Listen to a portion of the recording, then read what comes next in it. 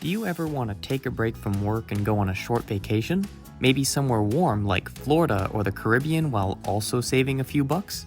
Don't worry, this video isn't an ad for some cheap hotel package, but rather the setup for what was once one of Chicago's most iconic budget carriers, Midway Airlines. Regarded as the first airline to emerge after the industry was deregulated in the 1970s, Midway Airlines was aimed at providing low-cost leisure services to the south side of Chicago. So how did a tiny startup like Midway pop up in one of the most competitive air travel cities in the country and stick around for over a decade? Well, it all boils down to the perfect set of circumstances. In the 1970s, Chicago's Midway Airport, located just 12 miles from downtown Chicago, didn't have much activity going on. Airlines had begun transitioning their Chicago flights to the much larger and further away Chicago O'Hare Airport, and left Chicago Midway quite underserved in terms of direct destination offerings. Fortunately for the airport in 1976, three investors, Kenneth Carlson, Irving Tague, and William Owens, recognized this unsupplied demand and received an air operator certificate from the Civil Aeronautics Board to base a new airline out of Chicago Midway. As for the name of this new airline, it was decided to name it Midway Airlines, as a nod to the airport it was based out of. But before the airline could start operations, the airline industry was deregulated, which gave the opportunity for startup airlines like Midway to fly wherever they wanted without much government intervention. 3 years after their founding in October 1979, Midway began their first flights out of Chicago, with service to Cleveland, Kansas City, and Detroit, with a fleet of 3 DC-9s from TWA. The new service proved to be an instant success, with Midway Airlines adding more DC-9s and service to New York LaGuardia, St. Louis, and Arlington a year later in 1980. During its run, Midway Airlines marketed its Chicago Midway Airport base as a stress-free alternative to the busy Chicago O'Hare Airport. Not only did Midway Airport have the advantage of being smaller and easier to navigate, but its location is only 12 miles away from the city, as opposed to O'Hare, which is 18 miles away. That might not sound like much of a difference, but Chicago traffic can sometimes make cutting those extra 6 miles equivalent to saving 20 minutes off your travel time, especially during rush hour. Time-saving methods like these made the discount airline not only popular with families, but with many business travelers as well, all who were extremely loyal to their local Southern Chicago airline, and the high concentration of business travelers on board Midway led them to offer additional amenities. Service on board Midway Airlines somewhat resembled a hybrid of full-service and budget carriers today. While the airline was mainly marketed towards vacation travelers trying to save a few bucks, 2x2 leather seating was also offered in the front of many aircraft, traveling to destinations also frequented by business travelers. Signature amenities on board flights included hot towels for the entire cabin and chocolate wafer mints served after dinner. The wafers became extremely popular among Midway's business travelers, and in a less significant way, had the same effect as the famous Biscoff cookies found on many airlines today. The airline continued to do well throughout the years, introducing the much larger MD-80 into the fleet in 1983, and a year later in 1984, Midway purchased the assets of the now defunct Air Florida. This added the Boeing 737-200 into Midway's fleet, as well as several new routes to the Caribbean, service to St. Thomas and St. Croix via Miami, and Nassau via Fort Lauderdale began in the coming years using the newly acquired 737s. Midway also found itself under new leadership during this time. David Hinson, who had a role in starting the airline back in 1978, became CEO in 1985 and led the flourishing airline into its most expansive period. Midway expanded again in 1989, setting up hub operations in Philadelphia. This new network expansion was purchased from the struggling Eastern Airlines for $200 million, including even more DC-9 aircraft. The new routes from Eastern opened up many routes along the east coast of the United States, with destinations concentrating in Florida and the Northeast. Although Midway was doing very well financially for the time being, the airline would peak around this time, flying 10.1 billion revenue passenger kilometers, compared to just 0.6 billion in 1981. However, the next couple of years would bring major challenges for Midway. The new airline's presence at Philadelphia had attracted the attention of more than a few pairs of eyes. US Air, who also had a hub in Philadelphia, would go head-to-head with Midway. and after less than a year in Philadelphia, US Air drove Midway out of their territory through fierce competition, which included capturing the loyalty of many of the area's business travelers during the current economic climate. Of course, competition wasn't the only reason for Midway's failure at Philadelphia. Rising jet fuel prices from the Kuwait invasion of 1990 and debt from buying Eastern's routes, combined with the US Air turf war, put Midway in a bad spot, which led them to sell their Philadelphia operations to US Air in October of 1990 for $67.5 million.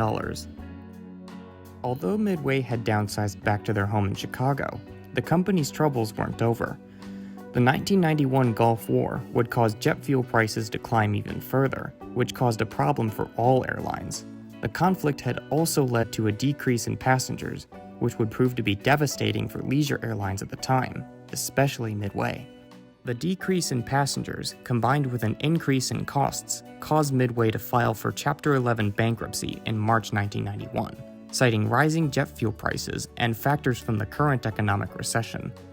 The company immediately set up plans to restructure itself and save the airline. Within a few months, Midway was in talks with Northwest Airlines for a buyout. But unfortunately, Northwest pulled out of the negotiations, and Midway ceased operations the following day on November 13, 1991, ending the airline's 12 years of service. Many passengers were instantly stranded at their current locations. Chicago's O'Hare Airport soon became flooded with hundreds of Midway passengers looking for a way home. Fortunately for many, other airlines chose to accommodate Midway passengers and honor some tickets, but many travelers going to specific destinations still had extreme difficulty getting home.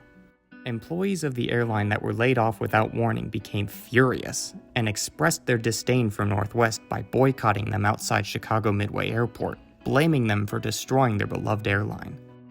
Northwest claimed they discontinued their takeover plans due to false revenue information submitted by Midway. Officials at Midway Airlines disagreed, believing Northwest only wanted a swift takeover of Midway's valuable gates at Chicago. After the failed negotiations, Midway Airlines refiled their bankruptcy for Chapter 7 liquidation, which sold and retired all assets of the airline by 1992, including several DC-9s, MD-80s, and 737 aircraft. At the time, Midway Airlines controlled 2/3 of all Chicago Midway operations, and within the blink of an eye, it was gone, taking hundreds of jobs with it. Southwest and ATA slowly filled the void at Chicago Midway left by Midway Airlines, leading to the airport's status as a major Southwest Airlines hub today. But even though Midway Airlines was gone, it wouldn't take long for the airline to make a comeback. In 1993, Jet Express, a commuter airline providing feeder services for TWA and US Air, bought Midway's trademark and returned Midway's name to Chicago. The new airline began service from Chicago Midway to New York LaGuardia with 2 Fokker 100s in November 1993. The number of destinations that the new Midway airline served out of Chicago increased gradually until 1995, when the limited number of gates at Chicago Midway Airport and high competition in the area led Midway to relocate their hub to North Carolina's Raleigh-Durham International Airport. Midway's move into Raleigh-Durham came at the time when American Airlines was closing their hub at the airport and refocusing its assets to Miami, as they had just taken over Eastern's former hub. Due to this passing of the torch, as one might say, Midway formed a partnership with American Airlines that lasted many years. Instead of the new Midway having its own loyalty program, customers flying Midway could use American Airlines Advantage miles. In addition, American Airlines also worked as Midway's revenue management behind the scenes. Although Midway Airlines was no longer based at Chicago Midway, executives saw no need to change the airline's name, since Raleigh-Durham, the airline's new home, was located quote-unquote midway between the northern and southern east coasts of the United States, where the airline concentrated its services. After the airline finished its transition into operations at Raleigh-Durham, Midway decided it would discontinue its low-cost carrier services and transition to becoming a full-service airline. This was in part due to the increased concentration of business travelers in the Raleigh area, as opposed to the airline's old hub at Chicago Midway, which served many leisure travelers. As a part of these plans, the airline ordered 4 brand new A320 aircraft for services into the Caribbean. The airline did very well during its first year at Raleigh, flying 1.2 million passengers and supporting a workforce of over 1,000. However, it wasn't long before the new Midway ran into trouble.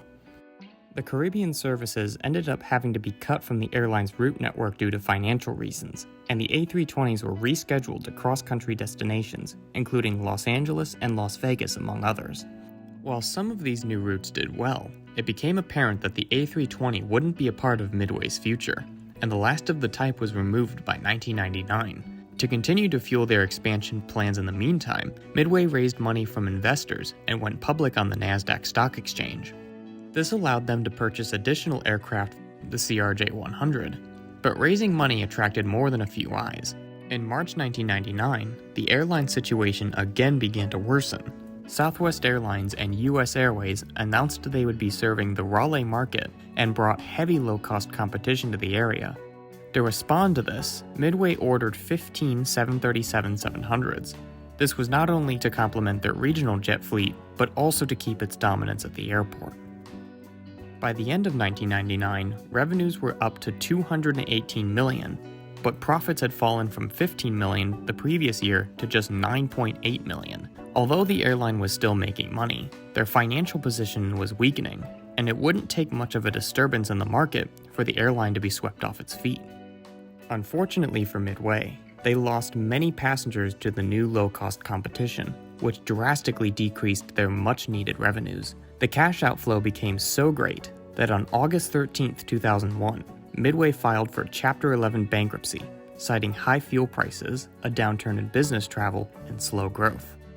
Thousands of employees were immediately laid off, but the airline continued to fly during its Chapter 11 reorganization, relying on its larger 737 aircraft. Sadly, they wouldn't have much time to recover. Less than a month after Midway filed for bankruptcy, the events of 9/11 put a huge thorn in Midway's side. And due to the current global situation, the carrier was forced to immediately shut down operations on September 12, 2001. However, Midway wasn't done flying yet. The carrier was hanging on by a thread when the US government injected $12.5 million into the airline to keep it afloat, and Midway resumed operations a month after they'd shut down. They began flying a reduced schedule using 737s and CRJs, and continued to do so until July 17, 2002, when Midway again ceased operations, disposing its 737s and many more employees.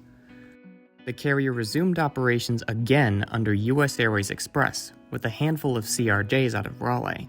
But this venture wouldn't last long, and the company ceased operations for the final time on October 30, 2003, filing for Chapter 7 bankruptcy. The airline was unable to acquire enough capital to stay afloat during the post-9/11 market, and the last option was to liquidate its assets and completely dissolve the company. The new Midway had ultimately succumbed to the same fate as its predecessor. Both airlines fell into a restructuring bankruptcy influenced by global events and were both unable to recover. Both Midways also faced similar problems with high debt from aircraft orders and high fuel costs hindering their ability to turn a profit in their final years. Competition from US Air, then later US Airways, also coincidentally affected both airlines. While each encounter was independent of the other, it's interesting to realize how the same airline had a part in both Midway's histories and subsequent downfall. In the end, both airlines were created to serve specific markets that carried millions of happy passengers. They had a lasting impact on the airline industry by introducing flying to thousands of lower-income families and helping to support their home airports in times of low traffic. Thousands of leisure travelers in the Chicago and Raleigh areas were introduced to flying for the first time, and convenient business travel in both cities were partially saved during the entrance of both carriers, respectively. So that's the story of Midway Airlines. Both carriers got their start by adding supply to a demand gap, and each succumbed to global factors and heavy competition around a decade later. Have any of you watching ever flown Midway and would like to share your experiences? Please feel free to let us know down in the comments below. If you liked this video, feel free to leave a like and subscribe to Andrew's Aviation. And, as always, stay safe and have a wonderful day, everyone.